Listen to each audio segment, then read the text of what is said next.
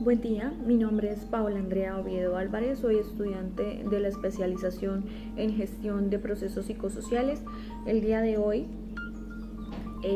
les voy a explicar acerca de dos escuelas teóricas de lo psicosocial y las vamos a comparar. Una escuela es el psicoanálisis y la otra es el conductismo. Entonces, comencemos. Bueno, en cuanto al psicoanálisis, el principal representante de esta escuela o de esta corriente psicosocial fue Sigmund Freud en 1856 a 1939.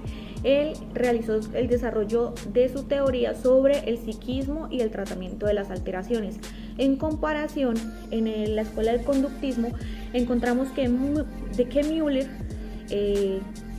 nos dejó la ley de Müller, en la cual hablaba sobre la sensación, que esta no depende de la energía estimular, sino del tipo de fibra nerviosa excitada. Otro representante del conductismo es Helmont, en donde él decía que la modalidad de percepción depende de la especificidad o características de los receptores fisiológicos.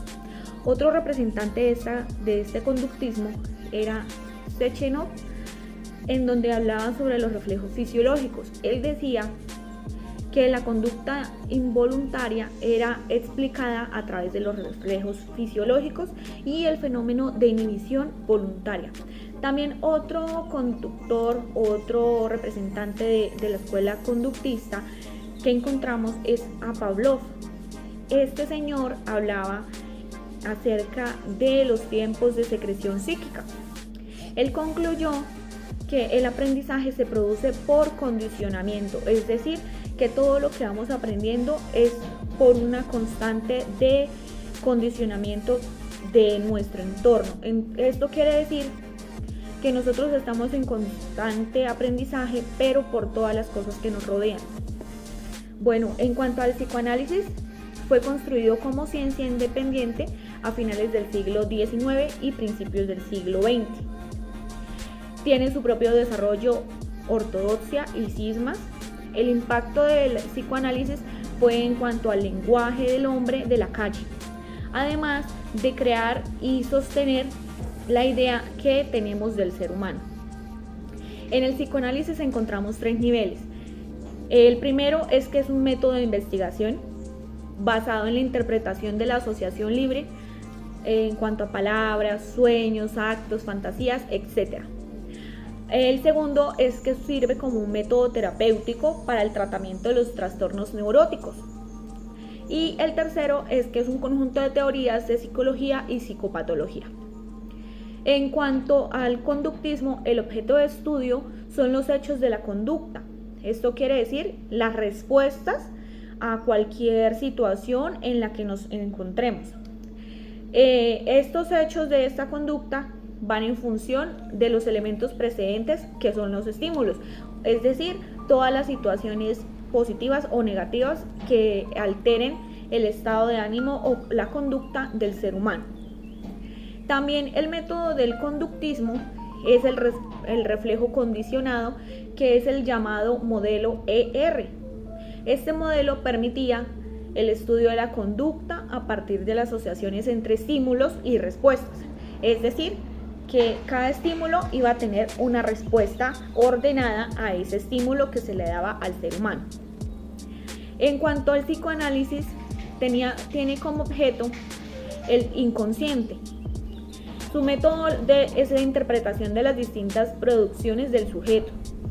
El propósito del psicoanálisis es el robustecimiento del psiquismo consciente. Y sus principales conceptos son la concepción del aparato psíquico. Como primera tópica, encontramos que está formado por sistemas consciente, preconsciente e inconsciente, es decir, todo lo que nos lleva a nuestra mente, a nuestro estado consciente e inconsciente de nuestra mente. El segundo tópico es el llamado yo, el ello y el superyo, que esto va ligado al líbido y a los instintos.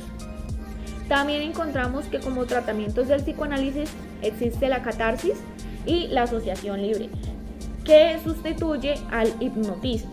La catarsis es una forma en la que los seres humanos podemos sacar toda esa energía negativa que nos rodea o ese shock en el que hemos estado en alguna situación problemática y que quizás hayamos tenido un inconveniente y no hayamos sido capaces de solucionar esa situación por dentro de nuestro ser.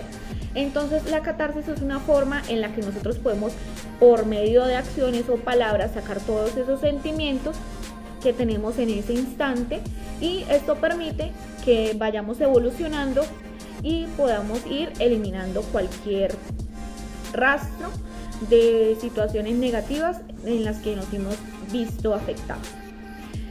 En cuanto al conductismo, vemos que la mayoría de los miedos son aprendidos. Entonces decían desde el conductismo que la mayoría de los miedos se aprenden por condicionamiento clásico, es decir, que todos nuestros miedos han sido infundados por una persona externa a nosotros. Cuando nuestros papás nos enseñan a sentirle miedo al calor, al fuego, a las inundaciones, cosas así, porque nosotros no llegamos como con ese conocimiento a la vida, sino son personas que nos han ido formando y que a medida de esa formación nos han ido explicando a qué cosas hay que sentirles miedo y a cuáles no. También nos han ido preparando para esa posible situación de miedo o situación problema. Otra cosa del conductismo es la concepción del organismo. Entonces ahí hablaba que el organismo es algo meramente reactivo, pasivo, en donde encontramos una conducta respondiente, es decir, que nos encontramos sometidos a un reflejo condicionado, es decir, todo lo que tiene que ver como con causa-efecto. Entonces nosotros encontramos un estímulo y a ese estímulo vamos a reaccionar de una forma u otra, dependiendo del estímulo que nos han dado a nuestra vida o del estímulo que encontramos en nuestro entorno. Vamos a responder de una situación ya sea positiva o negativa a ese estímulo. Esa respuesta va a hacer que nuestra conducta se vaya a ver reflejada de forma positiva o de forma negativa. Otra cosa es que encontramos el contracondicionamiento. Esto quiere decir que es un método basado en el condicionamiento clásico para la eliminación de fobias. Entonces, veníamos hablando que todos los miedos son infundados por terceras personas, por personas externas a nuestro ser. Hay personas que logran crear unos miedos pues un poco mayores, en donde ya se convierten en fobias a cierto animal, a cierto objeto, a cierta situación. Entonces el contracondicionamiento es una forma de eliminar esa fobia a la que nos hemos visto sometidos durante mucho tiempo de nuestra vida y que no soportamos vivir en cierto momento. Por ejemplo, las personas que le tienen fobia a las alturas, ¿sí? Entonces le tenemos tanto miedo a esa situación que cuando pasamos por un puente, por un lugar alto, pensamos que ya eso se va a caer, que nosotros nos vamos a caer de ahí. Eso ya se convierte en una fobia. Preferimos pasar por otro lugar con tal de no subir por ese lugar alto, ¿sí? Entonces el contracondicionamiento lo que va a hacer es enfrentarnos a esa fobia para tratar de eliminar ese concepto de fobia y de miedo que tenemos en nuestro interior y que lo podamos modificar y eliminar de nuestro ser. Muchas gracias. Esto fue todo y espero que les haya gustado, que me haya hecho entender y que podamos tener un poco más de claridad acerca del psicoanálisis y el conductismo. Gracias. Hasta luego.